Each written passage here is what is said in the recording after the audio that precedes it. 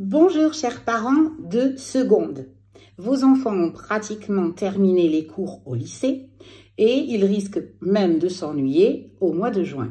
Alors, je voulais déjà vous proposer le programme de français pour le bac 2023, c'est-à-dire à la fin de l'année prochaine quand ils auront fait leur année de première, afin qu'ils puissent commencer à lire et s'avancer.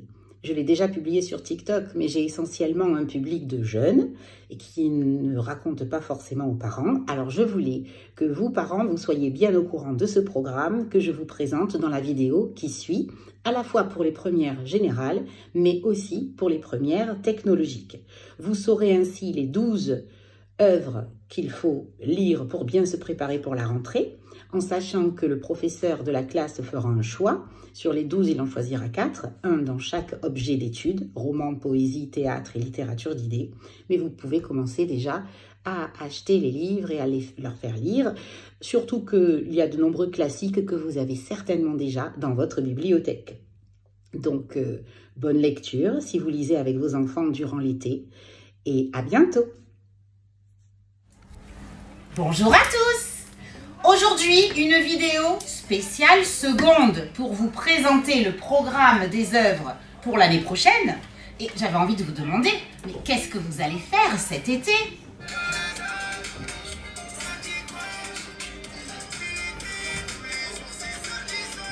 C'est l'été bientôt, mais ne suivez pas Jules, non, non, non. Vous n'avez rien à faire en dehors que de lire. Et qu'est-ce qu'on va lire? On va lire. Alors, vous allez vous préparer. Je vous présente le programme. Comme ça, vous allez vous avancer. Le théâtre. Molière, le malade imaginaire. Vous l'avez certainement dans votre bibliothèque. Marivaux, les fausses confidences. Ou Jean-Luc Lagarce, juste la fin du monde. Votre professeur l'année prochaine choisira une de ces 3 œuvres en théâtre. Commencez à les lire toutes les 3, comme ça vous ne serez pas surpris et surprise en septembre. Le roman, attention, le roman, nouveau programme. Il n'y a plus le rouge et le noir, non, non, non, il n'y a plus la princesse de Clèves, non, non, non. Il y a Manon Lescaut de l'abbé Prévost, 18e siècle. La peau de chagrin de Balzac, 19e siècle. Sido, les vrillés de la vigne de Colette, 20e siècle. Pareil, une œuvre au choix. Comme vous ne savez pas ce que vous aurez, eh ben vous lisez toutes les 3. Ce sera très bien. En poésie, on retrouve Victor Hugo, les Contemplations, Baudelaire, les Fleurs du Mal, les 2 œuvres du 19e, et Apollinaire, Alcool, 20e. Et enfin, en littérature d'idées, c'était renouvelé cette année, mais là, pour l'année prochaine, on les retrouve. Rabelais, Gargantua, un roman du XVIe siècle, mais qui fait réfléchir, qui parle de l'humanisme, donc on le retrouve dans la littérature d'idées. La Bruyère, les caractères. Olympe de Gouges, Déclaration des droits de la femme et de la citoyenne au XVIIIe siècle. Et la Bruyère, bien sûr, XVIIe siècle. Et donc, pareil, dans chaque objet d'étude, vous en aurez 4, comme vous le voyez, eh bien, vous pouvez lire déjà une, ou même moi je dirais les 3 œuvres. Ça vous en fait que 12. Et comme ça, pour cet été, vous savez quoi faire.